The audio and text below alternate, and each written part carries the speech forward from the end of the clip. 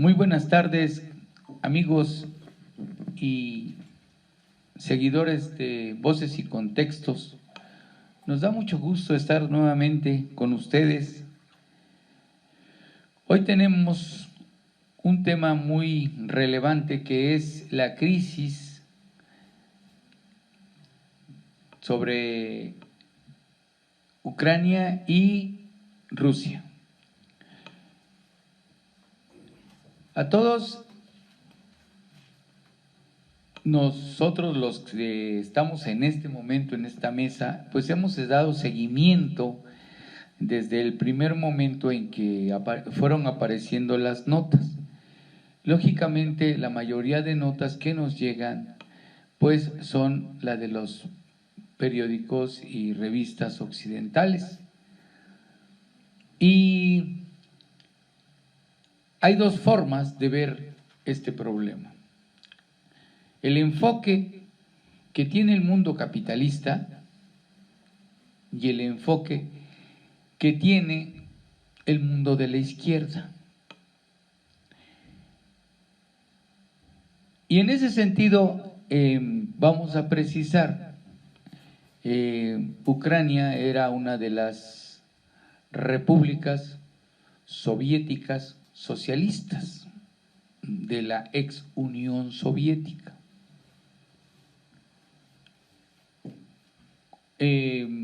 Lógicamente, en todo momento el zarismo, al que le recuperaron esas naciones o al que le quitaron esas naciones y se volvieron repúblicas soviéticas, pues también tenían poder, también tenían mucha influencia sobre esa zona, sabían de lo que se trataba, sabían de qué tanta riqueza tenía y sobre todo lo que significaba para Rusia. Viene la Revolución Socialista de octubre del 17 y todas estas naciones conforman el bloque llamado Unión de Repúblicas Soviéticas Socialistas. Con la muerte de Lenin, Stalin sube al poder, Joseph Stalin, y pues continúa con la política socialdemócrata que habían establecido para desarrollar el campo socialista en todas estas repúblicas. Muere Stalin y asume el poder Nikita Khrushchev. Nikita Khrushchev era de Ucrania, pero era más proclive al pensamiento ruso y coincidía en algunas cosas en el tratamiento que Stalin le había dado al asunto de las repúblicas. Hasta ahí no hay ningún problema.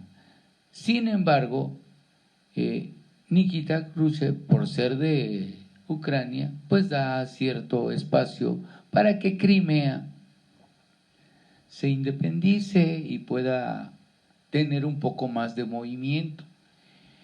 Pero sigue siendo un distrito de Ucrania. Con lo que sucede ya en la década de los 80s y de los 90s, al desintegrarse la Unión de Repúblicas Soviéticas Socialistas, pues Ucrania se independiza, pero empieza a tener muchos problemas porque el 80% de la población es rusa. Y en el 94 incluso planteó que se quería reincorporar a Rusia. Y los de la Comunidad Económica Europea pegaron el grito en el cielo porque ya tenían echado los ojos en los intereses económicos que hay en Ucrania. Y entonces la quieren de este lado, del lado occidental. Y ahí surge el interés avasallante que es meramente económico y de intereses de ideología, porque el mundo occidental es proclive al capitalismo avasallante y eso trae como descomposición que haya la revolución de Crimea, no propiamente una revolución, una lucha independentista, la guerra de Crimea y la de los otros lugares que están pegados a a Rusia. Esta es la situación en la que actualmente están y por la que la Comunidad Económica Europea, junto con Estados Unidos, junto con todos los demás países, pegan el grito en el cielo. Esta es una primera entrada. Después hablaremos exactamente de la forma y el enfoque que le están dando los medios de comunicación. Por lo pronto, le vamos a dar la voz a nuestro amigo el gurú de este programa y de Voces y Contextos, el maestro Humberto Sotelo, para que nos dilucide más y nos ponga en contexto de lo que es la crisis. Nosotros hablamos de crisis Ucrania-Rusia.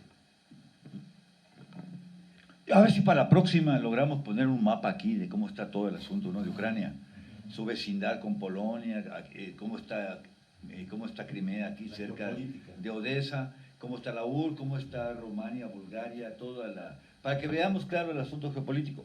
Ojalá que Gustavo nos vean. Gustavo, ¿cómo se llama? López. Él es experto. No, es que vi que por ahí, no sé cómo le hice, abrí un correo de él que quiere que algún experto para darles alguna conferencia allá en Derecho. Ojalá nos vea para que vea que... Le dijimos que no es Silvano La Rosa. Yo creo que... No, no, hombre, aquí... Maestro, es más mi maestro. No, aquí podríamos darles línea a todos. Claro. Pero no estaría por debajo un mapa para ver claro. Por ejemplo, lo que dice maestro, ¿por qué es tan estratégico Crimea? Pues está en la entrada a todo el Mar del Norte. En 2014 Rusia recuperó Crimea, que está aquí pegado al Mar Muerto. Es importante. Y luego ver, en ese mapa podríamos ver, sería importante, cómo están las regiones que está Putin, Luhansk, que tiene... Luhansk, se escribe L-U-H, Luhansk, con H. Y Donetsk. A esta región se le llama Donbass. A las dos regiones estas. Que son regiones pequeñitas. No es ni el 10% de toda Ucrania.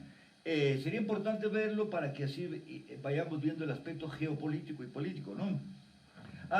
Tiene razón Delfino, nada más que hoy un matiz. Pero ver ese micromapa de cómo está todo el asunto, ¿no? Efectivamente provienen de Rusia, pero hay rusófilos y rusófonos. Hablan ruso, pero hay gente cercana a Rusia que son los de esta región, de Donetsk y Luhansk, sí. Ellos quieren efectivamente sus vínculos afectivos, aparte del ruso, es un vínculo muy directo con Rusia, es a los que Putin dice que quiere rescatar. Y los rusos, hay gente que está más pegado a Occidente, que son los que están más cercanos a Kiev, la capital. Es ahí donde está parte del asunto, de que son los que están apoyando, están apoyando a Zelensky. Bueno, eso en los rusófilos al norte, ¿no? Putin está tratando de apoyar a estos sectores. Y bueno, es obvio que Rusia tiene interés también, porque ¿qué pasaría si Ucrania escuchara el canto de las sirenas? Y Zelensky se ve que es pro-occidental, según Putin incluso es neonazi. Todo se inició porque, bueno, cuando desaparece la URSS, estas regiones, Ucrania se convierte en un estado independiente. Y Lituania, Estonia y Letonia, los países bálticos, se separan de la URSS y pasan a formar parte del Tratado del Atlántico del Norte. Y Ucrania, una vez que se convierte en nación libre, en nación independiente después de la Segunda Guerra Mundial, es un país así visto de esa manera, no es el más grande de Europa, sino lo que podríamos llamar Eurasia, porque no está estrictamente hablando en las... Sí, claro, claro. No está en Europa, está cercano a Europa, está más cercano al mundo eslavo. Pero Rusia, entonces, Ucrania, estrictamente hablando, si es así, si se considera como parte de Europa, de Eurasia, es el país más grande de toda Europa. Tiene alrededor de, aquí tengo el dato concreto, ya lo perdí, de 600.000 kilómetros cuadrados, ya lo perdí. Tiene, es enorme. Por eso algunos expertos dicen, ¿cómo creen que Putin va a tratar de... ¿Cómo creen que Putin va a tratar de invadir toda Ucrania? No, necesitaría un ejército mucho más grande. Tiene un ejército poderoso, pero no tan poderoso al grado de... Tiene 580.000 kilómetros cuadrados Ucrania. Es el país más grande que Alemania, más grande que España, más grande que Rusia, y que varios países juntos. Y aparte hay un dato importantísimo. Ucrania por sí solo podría ser el granero no solamente de Europa, sino del mundo. Se calcula que con su trigo podría alimentar a 600 millones de personas. 600 millones. Tiene 44 millones de habitantes ahorita. Pero Ucrania por sí sola, ¿por qué Hitler le echó el ojo a Ucrania inmediatamente? Ahorita vamos a mencionar un detalle que decía Delfino. Porque Ucrania siempre ha sido un granero, el granero del mundo. Aparte de tener cobre, oro, aparte de tener mucho hierro, no está tan lejos de Alemania. Acuérdate que en Alemania, en la cuenca del Ruhr, es los que más surten de hierro, pero Ucrania no canta mal, como dice la ranchera. Su PIB de Ucrania es relativamente no muy significativo. El FMI, datos del FMI dicen que tiene 181 mil millones de dólares. PIB es pobre, entre comillas. No es pobre, no, pero tampoco es tan rico. Entonces es un país que realmente se apetece, Ucrania, por esa zona geopolítica. Por eso es importante, no sé si aquí con un mapita que hagamos a mano. Entonces, cuando se firma el tratado de Ribbentrop-Molotov, 1939, donde se firma la paz ruso-germana, que nos afectó mucho a los comunistas. Yo todavía no nacía. Pero imagínense el impacto que tuvo la firma del tratado de 1939, Ribbentrop-Molotov. Fue un golpe a los partidos, al comunismo. ¿Por qué? Porque ya se veía que Alemania era el enemigo del socialismo. ¿Y cómo vas a firmar? Pero lo que pasa es que Stalin se dio cuenta de que venía la ofensiva, y esa firma del tratado de 1939 le permitió ganar tiempo a Stalin para reconvertir toda la industria, reconvertirla en industria militar. De no haber sido por ese pacto, Rusia no hubiera podido prepararse. De ahí configura Stalingrado para producir los tanques, las armas, todo, que gracias a eso fue lo que permitió la defensa de Rusia. Estoy dando unas cosas así aparentemente tangenciales, pero son históricas.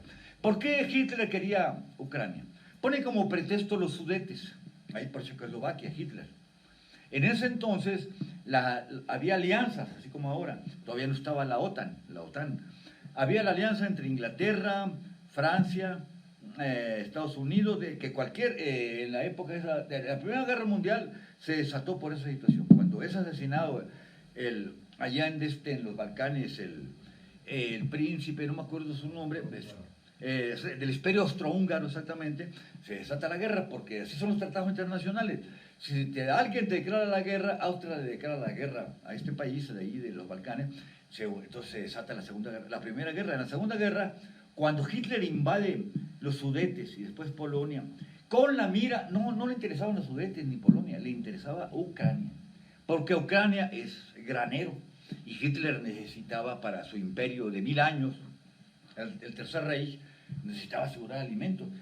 Y después también ya salió con que también necesitaba asegurar la energía, por eso después se dirigió a Georgia, a toda la Unión Soviética. Ahí le falló el cálculo. Pero ¿qué pasó? En Ucrania es ahí donde hay un elemento que yo quisiera incorporar a lo que dice el Delfino. Es un país complejo, contradictorio, porque Hitler en la parte más cercana al occidente sí tenía muchos simpatizantes Hitler.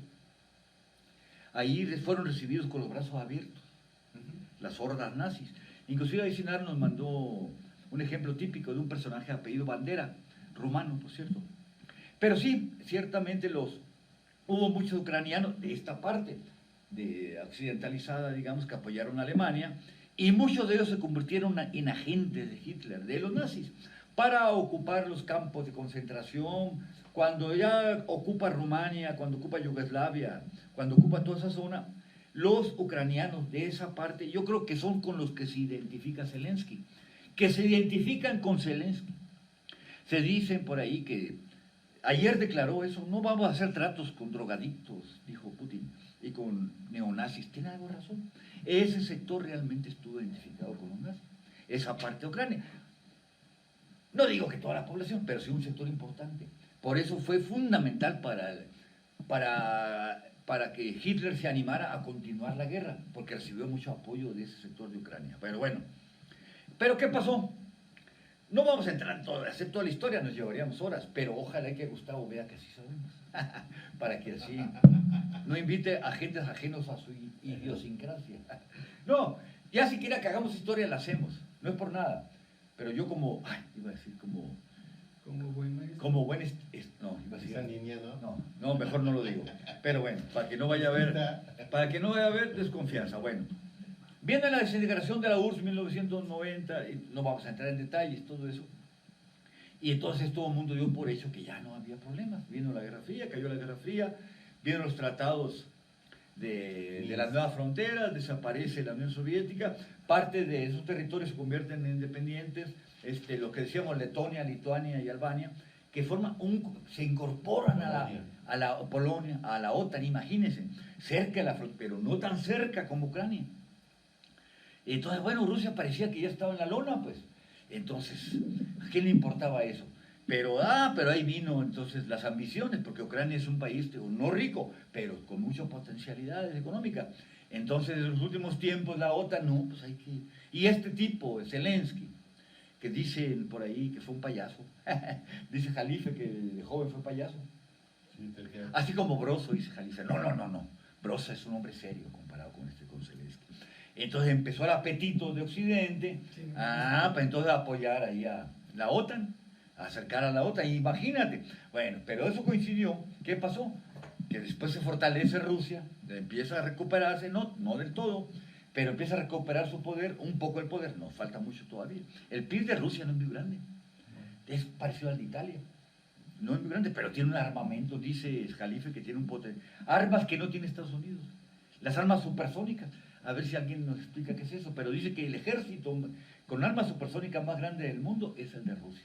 Yo creo que es armamento moderno, que no necesariamente es nuclear. Bueno, entonces, ¿qué sucede? Pierde en 2014, ya empiezan los rusos y Putin a darse cuenta del peligro que empezaba esos ofrecimientos a Putin, a Zelensky. Porque Zelensky, el tipo muy irresponsable, pues hay que ver las cosas a su nivel, no es porque seamos por rusos, pero Zelensky de hace rato venía pronunciándose ya por la firma de ingresar a la OTAN. A los rusos no dijeron nada, pero ¿qué pasó? En 2014, en una operación Centella se apoderan, como tú dijiste, ¿quién dijo? Se apoderan de Crimea. A tal grado que Estados Unidos ya ni la OTAN pudieron hacer nada. Porque hay un tratado en el artículo 5 de la OTAN, de la Carta del Atlántico, cuando firma la OTAN, es que solamente yo te voy a apoyar, Guadalupe, si formas parte de la OTAN. Si te invade alguien, automáticamente vamos. Crimea no es. Hay guerra. Crimea no es parte de la OTAN, ni tampoco Ucrania. Entonces ahorita, ¿qué fue lo que pasó? Yo creo que Putin examinó, como un buen ajedrecista que es en la vida real, el panorama que sucedió. Estados Unidos con Biden se retira de Afganistán. Ya no podían con la guerra, no pudieron. Se retira, y entonces yo creo que ahí Putin empezó a calcular, Biden está muy débil.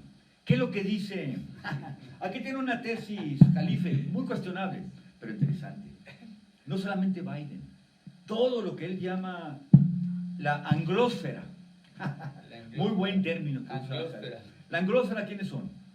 Inglaterra, Australia, Canadá, Estados Unidos, el mundo anglófono, ¿no? La anglósfera. ¿Qué sucedió? Aquí le llama Jalife el síndrome de Mónica Lewinsky, aunque creo que está mal la interpretación, con todo respeto. ¿Por qué? Porque en la época cuando viene el escándalo... Es para hacerse notar, maestro. No, espérate, no. Hay que quisiera hacer un matiz. Yo respeto a Jalife, pero ahí creo que... Yo creía que a la No. whisky. No, muy guapa. Cuando viene el escándalo de la casa oral, perdón, de la casa oval, perdón. Así le llamaron los periodistas, la casa oral, la casa oval. ¿Qué hizo? Un escándalo, ¿qué hizo Clinton? Lo que dice Sun Tzu en el arte de la guerra. Cuando un mandatario está de ahí, lo primero que debe hacer es dar la guerra. Y entonces inmediatamente invade Kosovo. No lo invade, lo bombardea Kosovo. Han de haber dicho los kosovenses, oye, ¿qué culpa tenemos de las calenturas de Clinton? ¿Y qué pasa? Que está débil Biden. Ahorita Kamala Harris, ¿sabe qué porcentaje tiene de aceptación? 13%. Y Biden, no sé exactamente, pero ha caído más del 50%. Por lo que llaman, es que no tienen. Pierden. ¿Sabes qué? ¿Cómo le llaman a este 7%? Le llaman hiperinflación. Pues sí, pero si nosotros cuánto hemos tenido inflación. Están los gringos, porque no han sufrido inflación ellos hace muchos años. Están aterrados por 7%, maestro, usted que es economista. 7% le llaman hiperinflación, por favor. Bueno, eso ha provocado la caída. Y entonces, si el síndrome de Lewinsky que dice Jalife, hubiera Biden enviado a bombardear, no. A lo mejor Jalife lo dice en el sentido de las amenazas de Estados Unidos, de que iba a acercar la OTAN, que iba a castigar. No, ahí no funciona. Pero bien, pero sí, lo que es cierto es lo siguiente. Está David Biden. Luego, el escándalo de Boris Johnson en Inglaterra. El Partygate que le llaman. Los agarraron en una orgía. Entonces, circuló en Inglaterra esa noticia, todo está debilísimo. Scott Morrison, de Australia, enfrenta una crisis de gobernabilidad. Biden, pues la hiperinflación. ¿Qué otro hay? ¿Qué otro me falta? Trudeau, ¿cómo manejó el asunto de los camioneros, de esa huelga que hubo? La manejó pésimamente. Dice, me inspiro mucho en este hombre Jalife, pero es que su nombre no es apto, dice Jalife con toda razón del mundo. ¿Cómo se le ocurre atacar a los camioneros? Una manifestación pacífica, casi los trató como guerrilleros, como enemigos. Atacó esa manifestación pacífica, se ganó adversarios en todo el mundo. Bueno, entonces todo el mundo, toda la anglósfera dice, están debilitados. Entonces, ¿qué van a hacer? Y es entonces cuando vino el ajedrez. Seguramente Putin dijo, no, pues aquí está el momento, vámonos. No, pero no fue una ocurrencia de inmediato. Seguramente él fue miembro de la inteligencia, que no eran golpeadores, nada más. Los KGB eran expertos, eran estrategas, eran gente que examinaban la geopolítica, se cuidaban.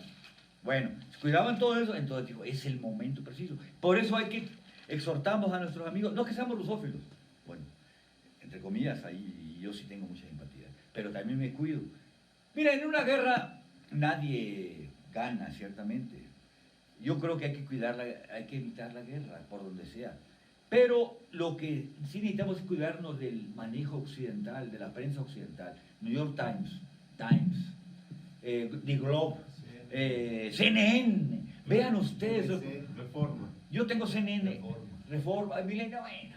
Yo no me pierdo los análisis CNN. Es increíble la manera tan burda como están. Ya es la invasión, ahí viene. Están ahí entrando. Maestro, si les damos cuidemos ese asunto. Los exhorto para que tengamos información amplia y no lo vayamos con la finta. Lo que quiere, los expertos dicen, Putin es atrabancado, es audaz, pero no es tonto.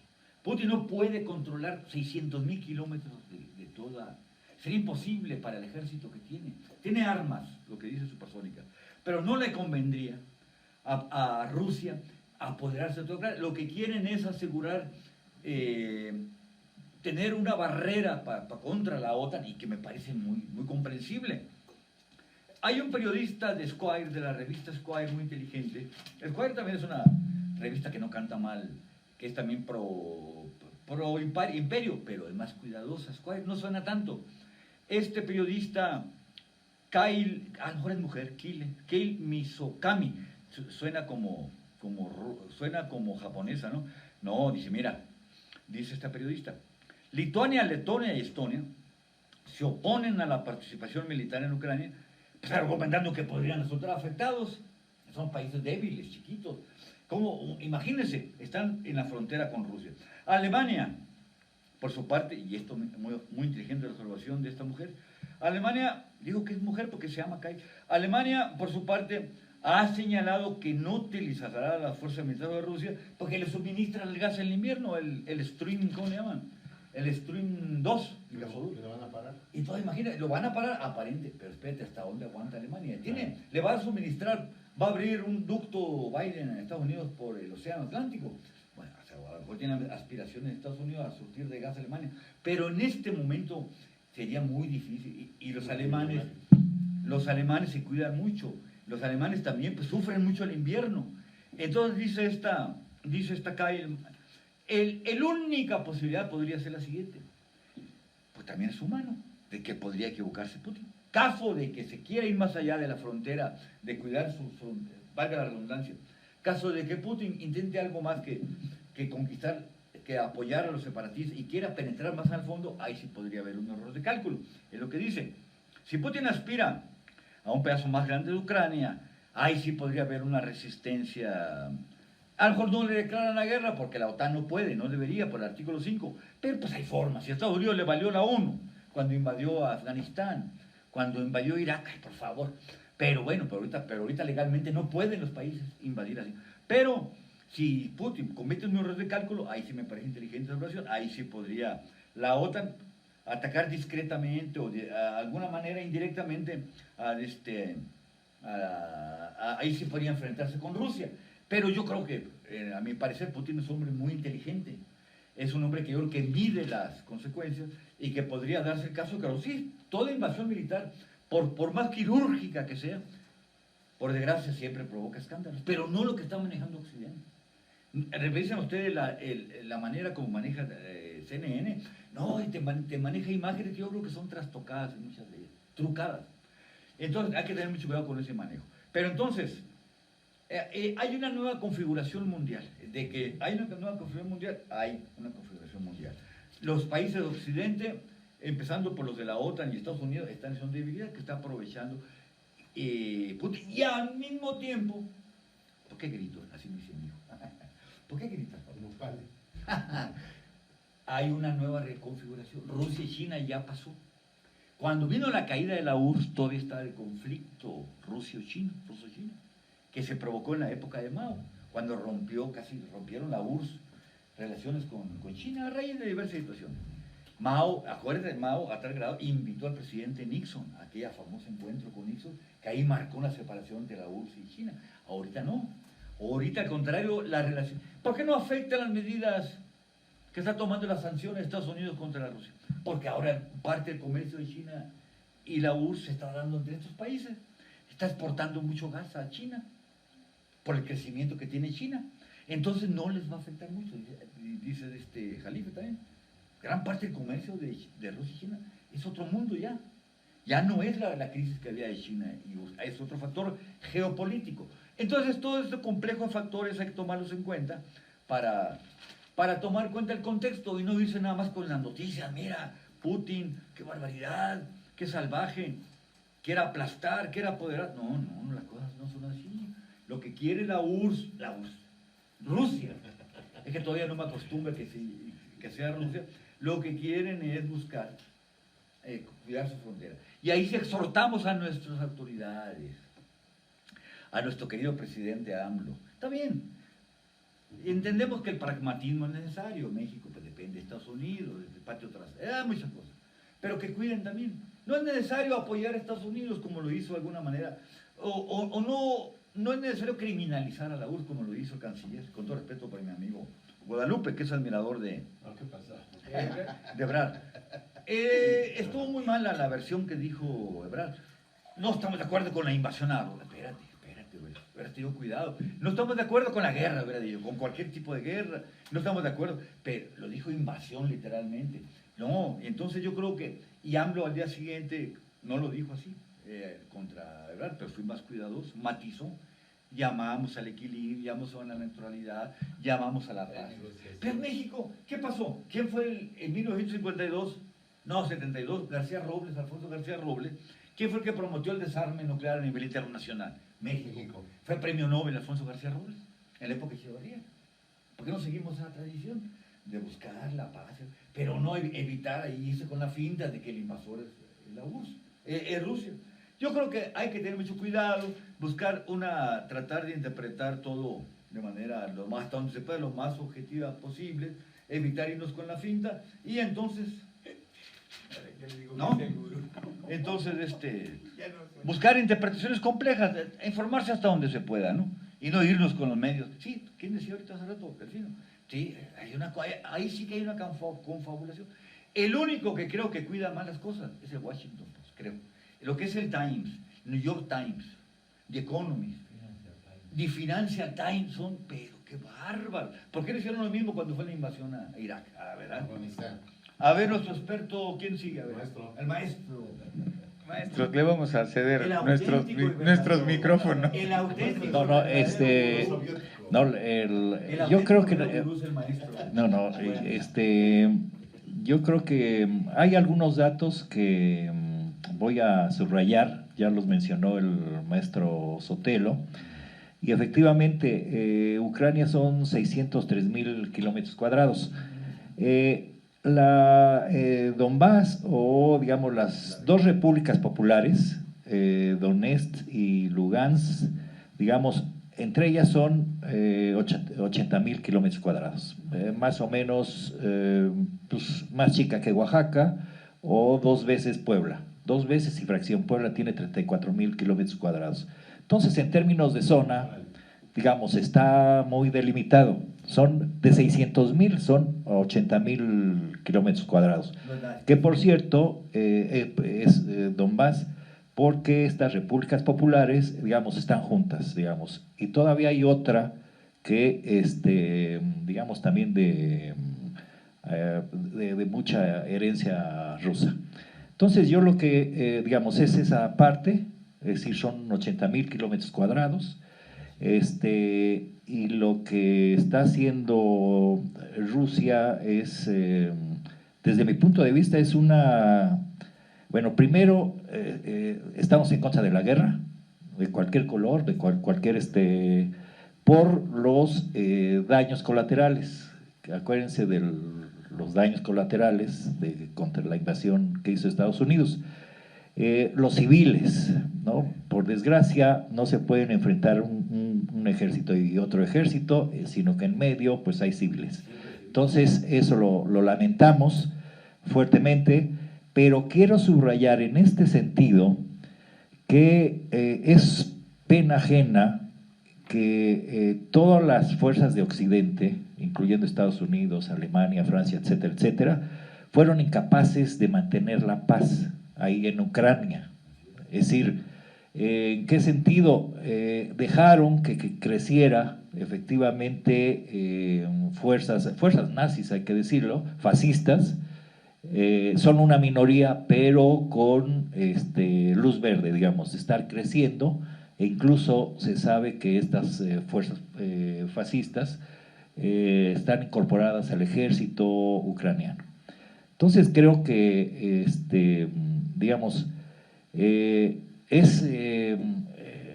dice, pero hay que plantear lo que objetivamente se ha dado en estos últimos años, el crecimiento de ese tipo de fuerzas ultraderecha en toda Europa, Es decir, en España, bueno, tenemos Vox, en Inglaterra, en Francia, en Italia, en Alemania misma.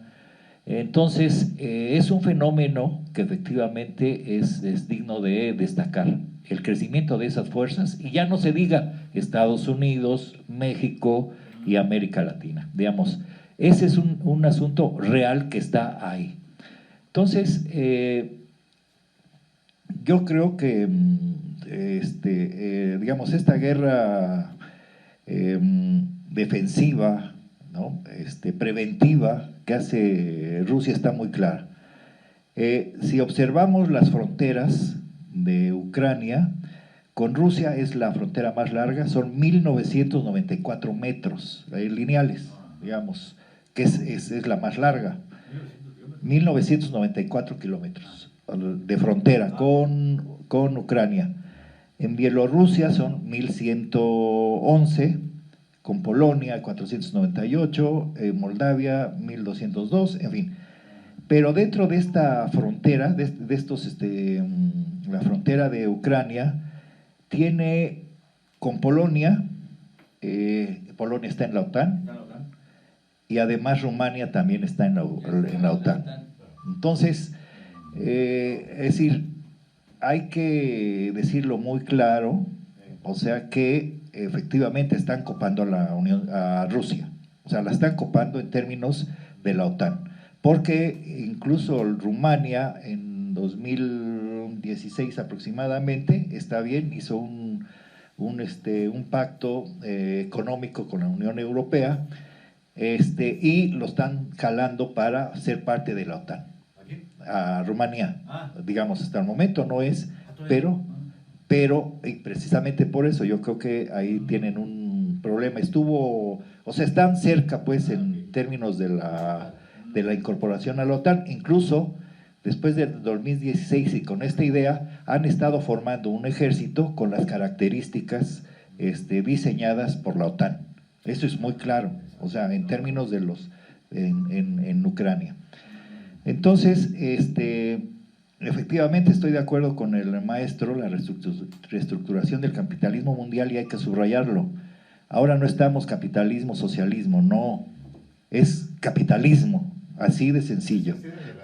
Así, es decir, unos otros, todos los que están ahí en el ajo es el capitalismo. Y es muy grave, digamos, porque dentro del mismo capitalismo vemos estos polos en términos de que incluso van en contra de sus propios principios. Es decir, yo subrayo mucho que no hicieron bien la tarea en términos de evitar las matanzas que se hicieron de rusos en Ucrania. Es decir, constantes, digamos, ahí, contra las repúblicas populares en la zona del Donbass. Entonces, pero además, o sea, el planteamiento ruso es claramente desmilitarizar. Tenemos el antecedente que efectivamente se están militarizando con el esquema de la OTAN, neutralizar. ¿Y por qué neutralizar? Porque en Ucrania tiene todos los elementos para ser una potencia nuclear. Es decir, están haciendo una cortina para copar en términos estratégicos a Rusia. Eso está muy claro. O sea, es muy y tiene tecnología, en fin. Y lo otro, un poco menos, pero también es decir, pegarle a los grupos de ultraderecha, armados, violentos, y creo que sí se toca poco, pero si observamos en Europa, es decir, ya lo había comentado, hay un crecimiento importante, y con la venia de los gobiernos. Es más, en la ONU, Rusia hizo una propuesta para que se inhibieran la propaganda neonazi, digamos, de estas características en la ONU. Votaron 100 y tantos países a favor, hubo 40 y tantos en contra, y hubo dos países, es decir, en abstenciones, y hubo 2 países en contra de esa resolución, Ucrania y Estados Unidos. Entonces es algo, digamos, que comienza a preocupar, ¿sí? Es decir, además de los otros elementos de que Ucrania, la militarización, el que se volverla una potencia, potencia nuclear, digamos, está este aspecto que creo que con el tiempo va tomando mayor fuerza, ¿no? Y bien. Entonces, creo que por las noticias, las noticias de hoy, incluso Ucrania ya dijo, bueno, sí, vamos a negociar, y vamos a negociar esto de la cuestión neutral, ¿no? Entonces, creo que es importante subrayarlo. Muy bien, maestro, gracias. Señor José Guadalupe Sánchez, por favor, si entra usted al debate. Claro. Contra ti, no es cierto. No, antes que nada, compañeros, saludamos al Suntuap, que el día de hoy va a ser una elección interna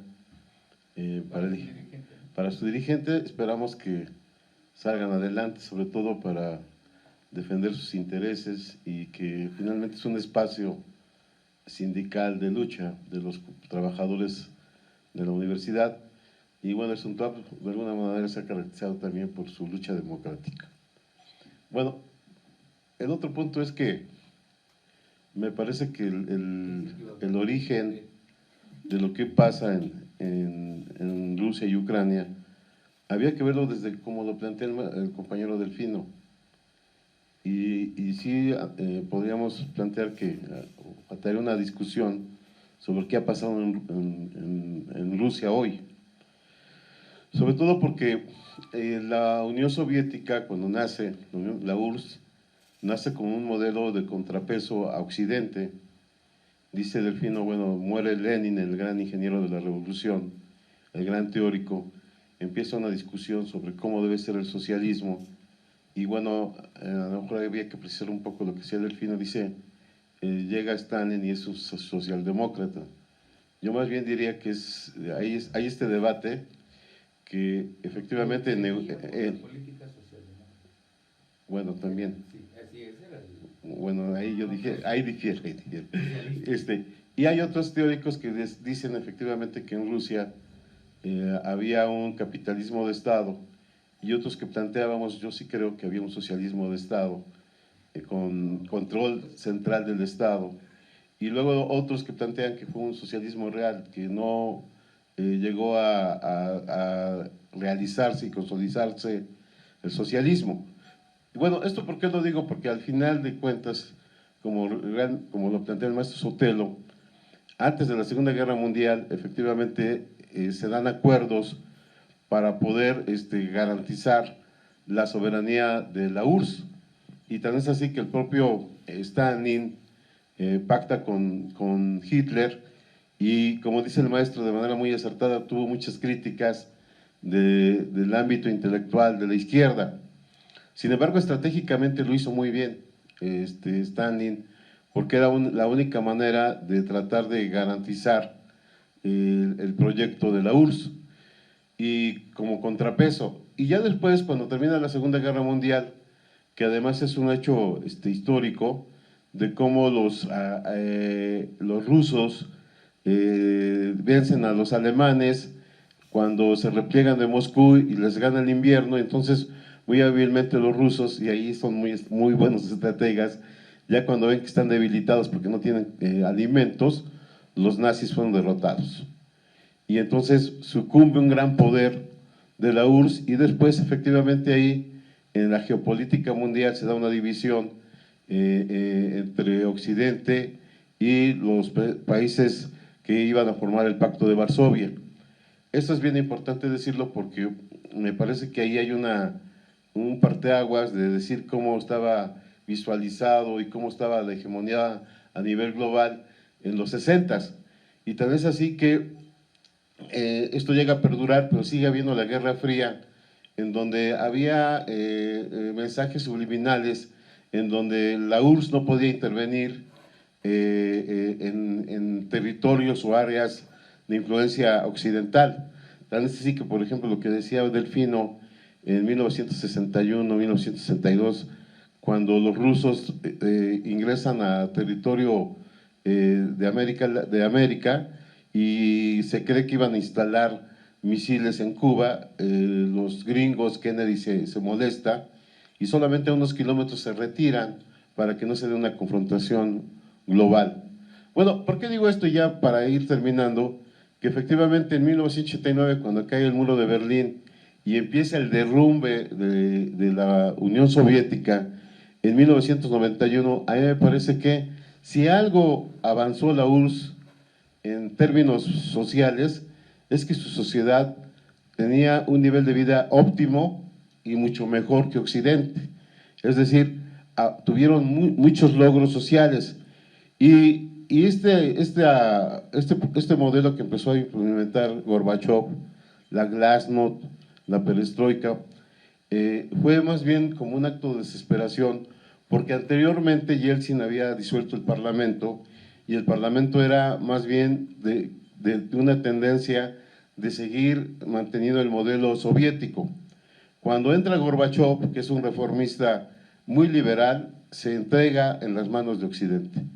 Y me parece que ahí está el quiebre y el gran error que hace precisamente Gorbachov en ese momento, y esto hace que efectivamente la URSS entre a una órbita, como lo dijo el maestro Indalecio, que es una realidad. Yo diría, sí es un capitalismo, pero es un capitalismo ahí sí de Estado, en donde efectivamente el Estado todavía tiene el control de sectores estratégicos, pero además todavía se caracteriza por una política social, a diferencia de los otros países capitalistas. Y entonces lo que estamos viendo hoy es precisamente ese resultado de cómo, por ejemplo, el maestro Indalecio hace un recuento de la cuestión territorial, y vemos que efectivamente Occidente, por medio de la OTAN, en esta lucha geopolítica del control territorial, pues sí es una amenaza para la Unión Soviética, o hoy Rusia. Cuando se meten a Crimea, se supone que es la única parte en donde Rusia puede tener acceso a ciertas condiciones territoriales al mar, y por eso lo toman, pero también coincido plenamente de que gran parte del territorio de Ucrania ha sido por tradición muy cercana política y culturalmente a Rusia. Y también es cierto que en el caso de Ucrania, de Kiev, es una zona que se volvió muy influenciada por la política y la propaganda de Occidente, y ha hecho efectivamente que su sociedad esté un tanto dividida, pero también su élite ha sido muy autoritaria, muy represiva sobre su comunidad. Luego entonces estamos ante un reacomodo de las disputas territoriales, y la Guerra Fría nunca terminó desde mi punto de vista. Estaba ahí escondida, estaba ahí como una realidad, y sí creo que efectivamente lo que hace Rusia es en una opción de última instancia de defender su territorio, que históricamente él cree que le pertenece. Y creo que finalmente el gran error de la élite ucraniana es estar preparando las condiciones militares, sociales, de integrarse a la OTAN. Y esto de alguna manera está poniendo en riesgo la soberanía de la Rusia. Y creo que en ese sentido, en esa perspectiva de geopolítica e histórica, pareciera que Rusia tendría todos los elementos para defenderse. Como dijera ahí el gran poeta ruso, con la guerra vamos a conseguir la paz. Y en ese sentido no le queda otra más que prepararse. Creo que Rusia sí va, en esta coyuntura, va a tener problemas o va a perder económicamente, sobre todo, por ejemplo, del gasoducto que dice el maestro Sotelo, que estaba planteado entre Rusia y Alemania, y no hay la menor duda que Rusia tiene grandes recursos de petróleo, minerales y de gas que abastecen a Europa, y que después de esta crisis de coyuntural yo creo que se va a restablecer.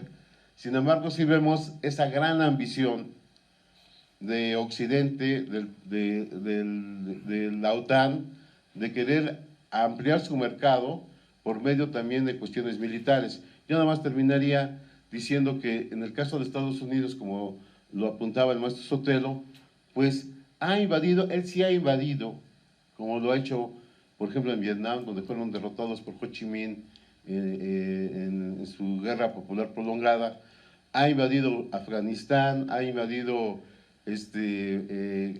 Irak, ha influido y se ha metido con democracias en América Latina, cuando dio el golpe de Estado en Chile, cuando invadió Granada, y ahí sí vemos invasiones muy directas del Estado norteamericano, y entonces no nos pueden hoy ya decir que son los grandes defensores de la democracia y la libertad, cuando su postura ha sido imperialista, de dominación y sobre todo de ampliar su mercado. Bueno, el caso que sí hay que ameritar es el papel que ha hecho China de llamar a que el conflicto se resuelva por medio del diálogo y la paz. Y en ese sentido, yo sí, de manera muy particular, coincido que en estas condiciones al gobierno de Ucrania no le queda otra más que mediar, declararse neutro y evitar ese gran derramamiento de sangre.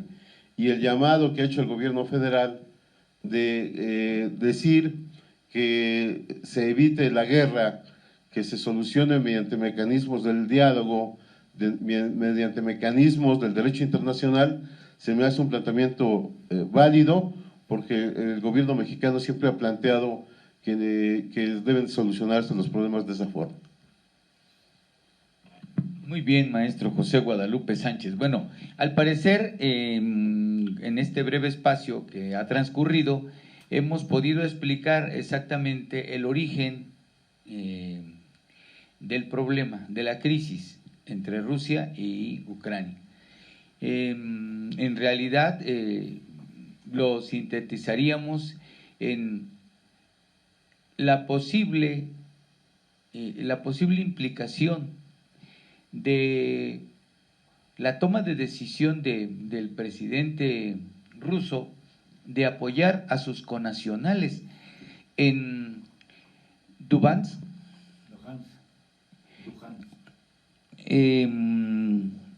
y básicamente es Donetsk y Lugansk, que en 2014 se opusieron al golpe de Estado.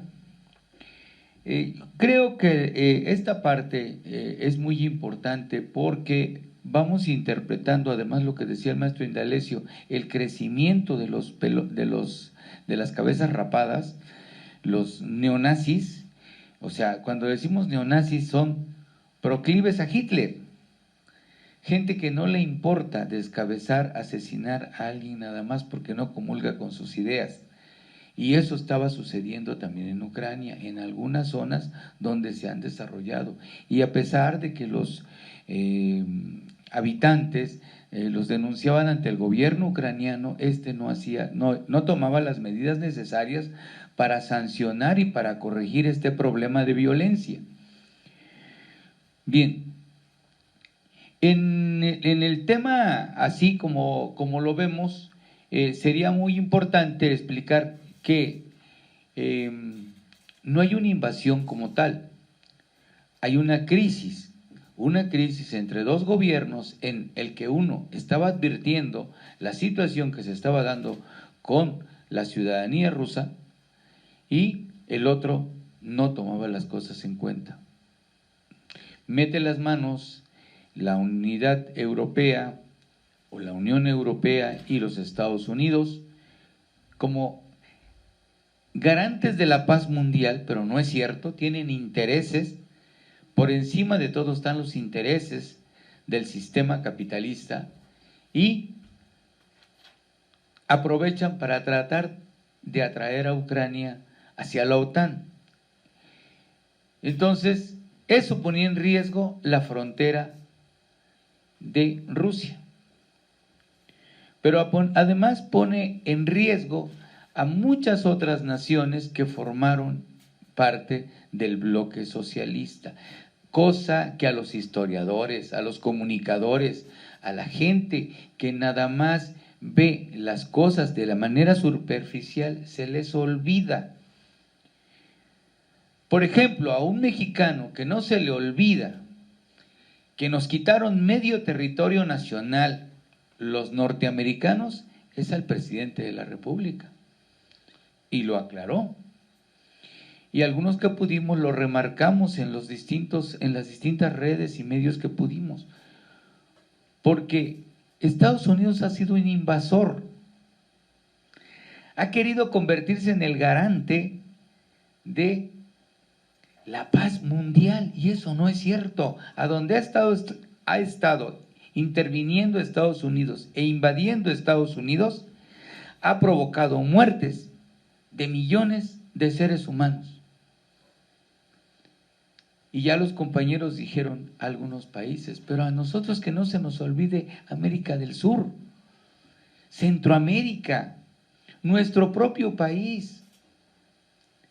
El asunto con los connacionales debe quedar bien claro para todos aquellos, y lo voy a decir así, perdónenme, que se dicen de medios de comunicación serios, pero que se las pasan ladrando, diciendo cosas que no son ciertas, aseverando incluso con fake news, creando incluso montajes o tomando fotos de hace algunos años y queriéndolas hacer ver como que son recientes. Ese es el trato que la prensa le ha dado a este tema.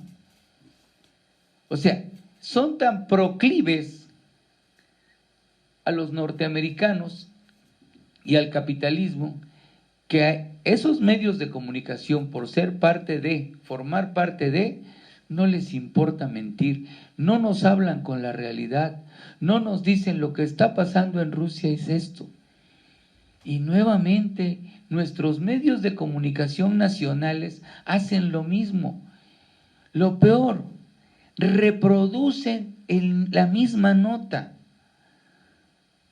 O sea, no es como cuando Jacobo Zabludovsky, recuerdo porque lo mencionó el presidente ayer, lo recuerdo, tenía a enviados especiales en la zona del conflicto y estaban corroborando lo que estaba pasando.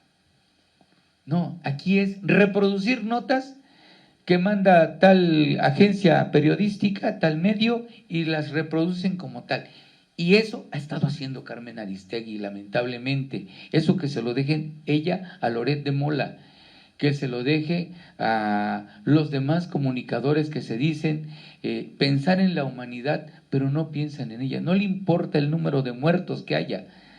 ¿Por qué? Porque están tergiversando la realidad. Es más, hablaban de bombazos y estaban los mismos ucranianos estaban aceptando que no había habido eso, que había habido un ataque, que había caído en tal cuartel, los rusos se habían sacado, pero era enfrentamiento entre ejércitos. Eso ellos lo hacen, ellos hacen la aclaración, sin embargo siguen reproduciendo las notas falsas. Nuevamente, y creo que ese es el tema al que nos vamos a abocar en este momento, es el daño que está haciendo la mentira, el engaño, la falsedad de estos medios de comunicación que jocosamente se dicen defender la democracia o a los seres humanos o hablar en pro de los derechos humanos y hacen lo contrario, porque eso es lo que está subsistiendo. Por último, antes de que le dé la palabra a mi maestro Indalecio Güemes, quiero decirles que el asunto con el presidente de la República y el secretario de Relaciones Exteriores hay de matices, y el matiz precisamente es entender que lo que está pidiendo el gobierno mexicano es que se resuelva de manera pacífica el asunto de crisis entre Rusia y Ucrania, pero no que se dé una situación de agresión en la que indudablemente en este momento alguien puede salir afectado con más número de muertos. Ese es el asunto, y lo remarco porque es un problema que está dándonos mucho que ver. No, usted. Bueno, de acuerdo. Bueno, primero quiero remarcar, es una guerra distinta a las clásicas, no es económica, digamos, es decir, postpetroleros, incluso aunque es el granero del mundo, Ucrania, digamos, no es exactamente eso, pasan ductos, en fin, porque viendo los datos, digamos, no da para decir que los rusos se quieren expandir, quieren controlar y quieren los recursos naturales, ¿no? Es decir, sí, es decir, es una guerra preventiva, defensiva, de los rusos. Esa es una primera cuestión. La segunda, Lo vuelvo a subrayar, lástima, o sea, cualquier guerra trae consecuencias, digamos, ahí los derechos humanos son violados, se quiera o no. Entonces, sí llamamos a que efectivamente entrar en un proceso distinto a que esto de los derechos humanos, o sea, se pueda replantear, porque digamos, en un mundo de reestructuración capitalista, es decir, es así claramente capitalista, y creo que todavía en el mediano plazo vamos a observar cómo los Estados Unidos están sacando raja de todo, ¿no? Por eso de las sanciones, para los Estados Unidos me da la impresión, o hipotéticamente, les gustaría tener mayor control de la economía rusa, de la rusa en particular, porque obviamente sus aliados de Occidente, Alemania, etcétera, me da la impresión que ven como pastel, digamos, a saborear la economía rusa. Me da la impresión, es una hipótesis, y que pues los rusos no se van a dejar dentro de este sistema capitalista.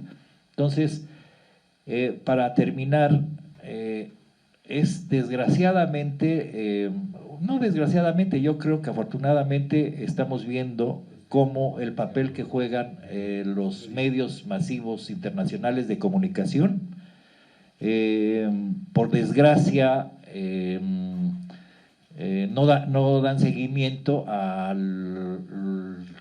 por ejemplo, lo que pasaba en Ucrania desde 2014, ¿sí? Todas las violaciones a los derechos humanos que se daban ahí, y agarran partido con el bloque norteamericano fundamentalmente, ¿sí? Es decir, por desgracia, es decir, la nota amarilla, el sensacionalismo, en fin, y creo que eso no ayuda a nivel internacional a dar más elementos es decir, de objetividad, y creo que ahí sí, se debería en la ONU impulsar una regla, como se está impulsando aquí en México, que los medios no quieren, entre lo que es la información objetiva y el punto de vista, ¿no? Porque son es decir, puras opiniones cargadas sin objetividad en términos de la información a nivel internacional, y ponen a todo mundo, es decir,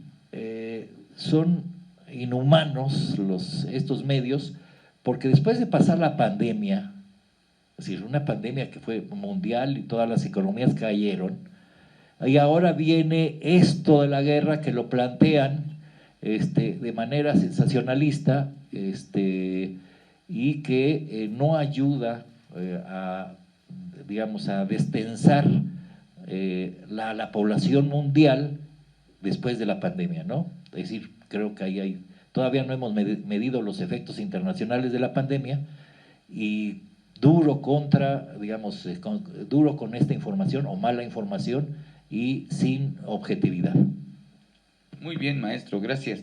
Muy bien atajado el balón, maestro, ¿eh? Paró el gol. Pero vamos con nuestro amigo José Guadalupe Sánchez. A ver, nada más una cuestión de esto que de alguna manera resaltaba el maestro Sinar, de los medios de comunicación. Resulta que hemos visto varios videos en donde sí son así medio dramáticas y tensas, de que, por ejemplo, cómo llegan a Chernóbil los soldados rusos y se enfrentan directamente con los soldados ucranianos, y da una tensión y una, digamos, motivación muy extraña, porque se enfrentan y dicen, bueno, nosotros somos soldados, ustedes también, y al final deponen las armas. Y esta información que se dio ahí, se dio en muchos lugares, o se está dando, en donde se encuentran y evitan enfrentarse y derramar sangre. Esperamos que esa dinámica sí se dé a conocer, pero es lo que está pasando en varias partes del territorio del conflicto de la guerra. Y entonces a mí me parece que ahí también los medios de comunicación sí son mortíferos, son dramáticos, pero van en la perspectiva de defender, obviamente, la política que tiene la OTAN de querer avasallar también a Ucrania y jalarla dentro del eje. Entonces decíamos hace rato que la élite ucraniana sí se estaba preparando para irse a la OTAN, sí se estaba preparando militarmente y exaltando efectivamente el nacionalismo que se vuelve en su punto más radical el nazismo, sí era un peligro territorial para la Unión Soviética o hoy Rusia. Y en ese sentido me parece que había que decirlo.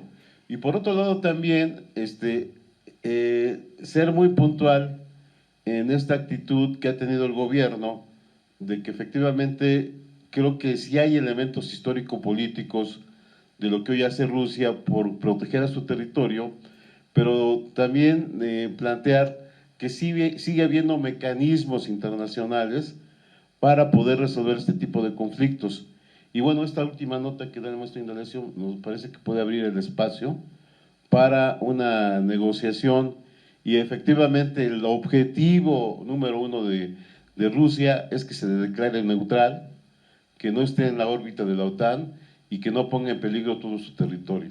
Y que hoy Putin, más bien yo diría que está rectificando la política errónea de Gorbachov de abrirse así, de desproteger a este polo que formaba el Pacto de Varsovia y que muchos países del Pacto de Varsovia terminaron en brazos de la OTAN y es lo que se quiere impedir porque finalmente también Rusia tiene un impacto y una influencia económica territorial y tiene su forma también de concebir la vida económica y social, pero no a partir de la fuerza, no a partir de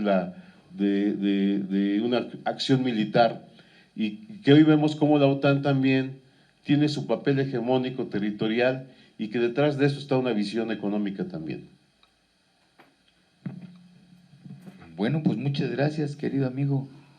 Te felicito por tu participación, ha sido realmente sustantivo, ya te puedes ir, pasa. Bueno, todavía no es quincena. Por favor, maestro Humberto Sotelo, selle con broche de oro este asunto. Bueno, más que sellar, yo creo que no se puede sellar así. Digo, yo creo que se vienen una serie de situaciones muy complejas. ¿En qué sentido? Sí está muy complejo el panorama porque es difícil que Europa responda pues al llamado a tratar de detener la llamada invasión. Llamada porque en realidad no es invasión, es sí cruzar ciertas fronteras para asegurar, para asegurar su protección. ¿Pero qué está pasando? Ahorita dije que a Alemania no le conviene, ya lo dijo abiertamente. ¿Cómo se llama el canciller? Olaf Scholz. Ahí viene una decisión diplomática muy compleja. Olaf Scholz se unió al presidente de Francia, ¿cómo se llama? Macron, para buscar o atenuar el llamamiento a que la OTAN se involucre en este aspecto, más allá de lo que está en el artículo 5. Macron ha sido un excelente interlocutor. Y Macron también tiene problemas internos, pero le conviene más a Macron aparecer como partidario de la paz, porque tiene ya una situación muy complicada interiormente, sobre todo con el desarrollo de muchas agrupaciones de oposición, y por eso a Macron le conviene aparecer como un pacificador, y a Olaf Scholz le conviene también aparecer como un continuador de la política, ¿cómo se llama?, de Merkel, y aparte el gas, y aparte, yo no sabía también, Italia también depende del gas ruso. Entonces ahí la negociación tiene que ser muy compleja, no puede ser que la OTAN se involucre, porque están todos esos factores, no solamente geopolíticos, la cuestión de la economía, la situación del gas, la situación del equilibrio, ¿no?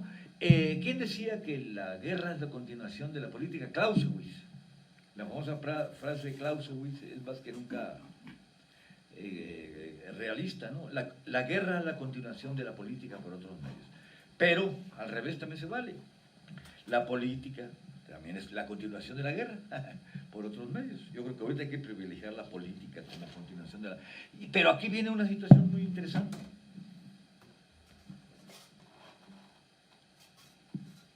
Los republicanos siempre han sido más realistas en la cuestión del enfrentamiento en política exterior.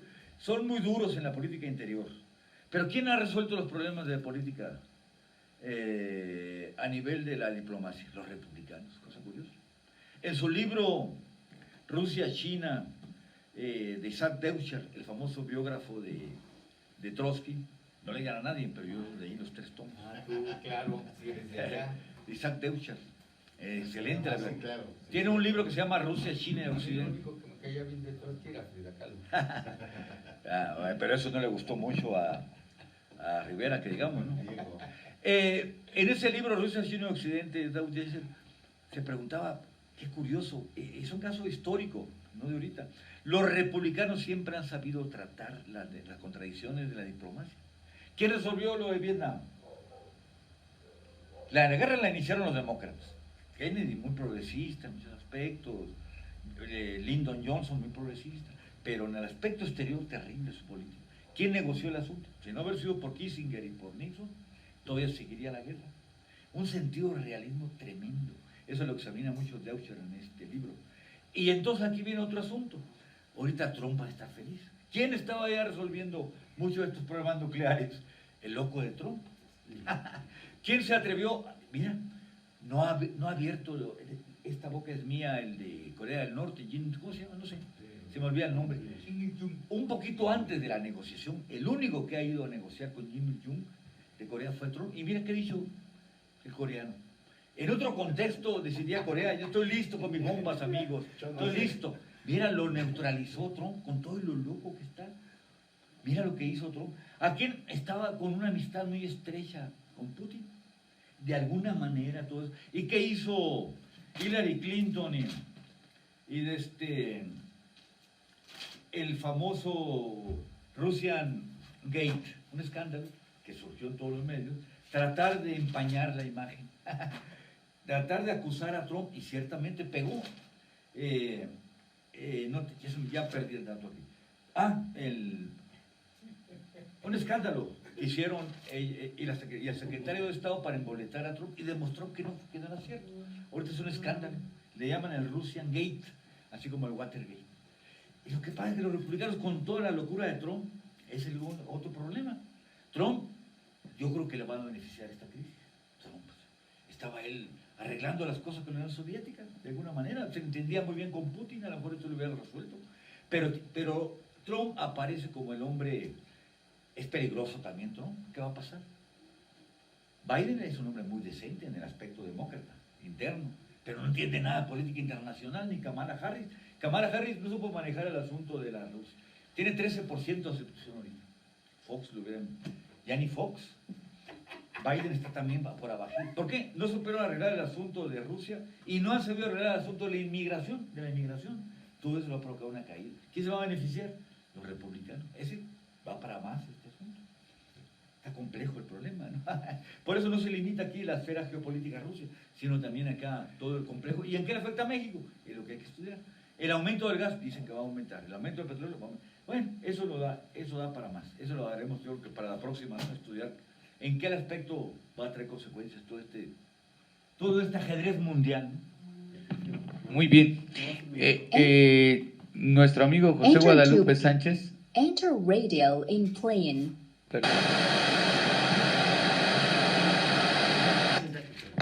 Enter aux in playing. Espera. Enter to Bluetooth. ¿Qué pasó ahí? Es la penetración del imperio. Enter radio in playing. Enter aux in playing. Bueno, ¿sí ya puedo seguir? Disculpen, le voy a dar la palabra antes de que... Dígame usted. 5 segundos. Sí, nada más en esta situación que acaba de decir el maestro Sotelo y que también ha hecho el maestro Indalecio, en esta reconfiguración del capitalismo mundial, a esta campaña que hay y de ciertos medios, tanto nacionales como internacionales, de que están las condiciones para una tercera guerra mundial, yo no lo creo. Efectivamente la OTAN sabe medir muy bien el papel que puede hacer, y sobre todo Estados Unidos, y que efectivamente ellos están garantizando más bien su influencia en Europa, y evitar que Rusia tenga esta gran impacto en la economía, porque como lo dijo el maestro Indalecio, esta interacción global que hay entre Rusia y la Unión Europea es una realidad porque tienen relaciones binacionales cada país y hay un flujo económico muy importante entre Rusia y la Comunidad Económica Europea. Y luego está último dato que también hay que puntualizarlo, la campaña que hoy se viene en contra de AMLO, porque de manera inevitable, y esto va a ser a nivel global, efectivamente va a subir la gasolina, van a subir ciertos productos que tienen que ver precisamente con el área energética, como el propio gas, y entonces pues esto es un problema global precisamente ocasionado por esta guerra. Sí, hay muchas situaciones, perdón compañero por arrebatarle el micrófono, hay muchas situaciones en las que tendrá repercusiones, pero el asunto es la forma, y sigo insistiendo porque este es el tema, en el manejo de los medios. En este momento hay una nota de un medio mexicano que dice: el peso, la inflación y la crisis es para México producto de la guerra Ucrania-Rusia. Así, o sea, no se ponen a pensar ni siquiera tantito que primero están diciendo una gran mentira, no es una guerra como lo estamos diciendo, es necesario que se sienten a dialogar, que se resuelva este problema de la correlación de fuerzas, y por otro lado, que no podemos nosotros, los mexicanos, a lo mejor sí, el presidente de la República ya lo hizo, hace un llamado a todos los gobiernos del mundo para la no injerencia en problemas internos de los países, la autodeterminación de los pueblos, sí, y la resolución pacífica de todos los problemas que haya a nivel del derecho internacional. Y esa es una parte, pero no se puede estar como echándole gasolina al fuego de la situación que se va a generar. Creamos pánico también en nuestra sociedad y eso no es bueno. Es lamentable que los medios estén viviendo de eso, Televisa, TV Azteca y toda la gente que tiene medios de comunicación, Reforma, Financiero, aquí a nivel nacional, pero a nivel internacional también se está dando, el New York Times, Financial Times, todos estos, Le Monde, El País, y bueno, hay algunos otros que desconozco porque a lo mejor no los he leído, pero el asunto está en que te llegan las agencias con el nombre del periódico y de Reuters, por ejemplo, y es el mismo embalaje. Entonces, creo que lo que debemos de hacer es preocuparnos porque nuestra sociedad esté bien informada. Y por último, el llamado que hace Andrés Manuel y bueno, lo hace también Putin a los soldados ucranianos, a que tomen las riendas del país en sus manos. Dice, tienen que dirigir su nación. Nunca les está diciendo, oiga, ustedes se vienen para acá conmigo. Les está diciendo, tomen las riendas de su gobierno y de su país en sus manos, para que se gobiernen ustedes mismos. Eso le dice a los ucranianos, ¿sí? O sea, que no le hagan caso al Lorensky, ¿cómo se llama? Porque es el Guaidó latinoamericano allá. Realmente aparece una foto que dice que está con el ejército ucraniano y él está en el palacio. Entonces, eso no es cierto. O sea, es precisamente la tergiversación, la mentira, la infamia con la que están atendiendo los medios de comunicación estos temas, que es muy importante que lo digamos para que hagamos algo, pues, para decir la verdad. Y por último, el tema de la situación que se genera en México, es necesario que toda la sociedad vaya entendiendo estas situaciones de que no hay una guerra, ni que es proclive a una tercera guerra mundial. Están probándose. Es una una toma de, como cuando los luchadores se hacen el primer probón en el primer round, o los boxeadores, algo así. ¿Por qué? Porque Putin, van a decir que simpatizó con él, pero sí tiene una idea de hasta dónde puede llegar el asunto de esta situación de Ucrania. Los otros también lo saben, pero Biden lo único que le preocupa es su legitimación como presidente. Está de picada, y eso a un gobierno débil pues no le conviene, sobre todo a una potencia mundial como los Estados Unidos. Entonces, creo que de otra manera pues no le hubiera dado pie a que China no se hubiera pronunciado en contra de esta situación. Hubiera dicho, pues sí, señor presidente de Rusia, por favor saque a sus fuerzas de ahí, ¿no? Simplemente dijo, se tendrá que arreglar por la vía del diálogo, o al mismo argentino que se le fue la OEA encima, al presidente argentino Fernández se le fue la OEA encima porque no salió el resolutivo como ellos querían, condenando la agresión y la invasión de las tropas rusas a Ucrania. ¿Qué dijo Fernández? Fernández dijo que, bueno, que no hablaba de invasión, que necesitaba que se resolviera por la vía del diálogo. No condenó. En la ONU también se sucedió otra situación. Sin embargo, la invasión de Gran Bretaña en las Islas Malvinas, de veras que esos también se les olvida a los ingleses. Las potencias han invadido a los países pequeños y nos han sometido.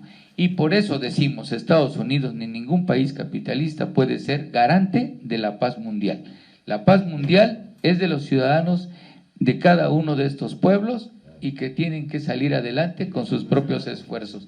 Muchas gracias, muy buenas tardes, y nos vemos en el siguiente programa.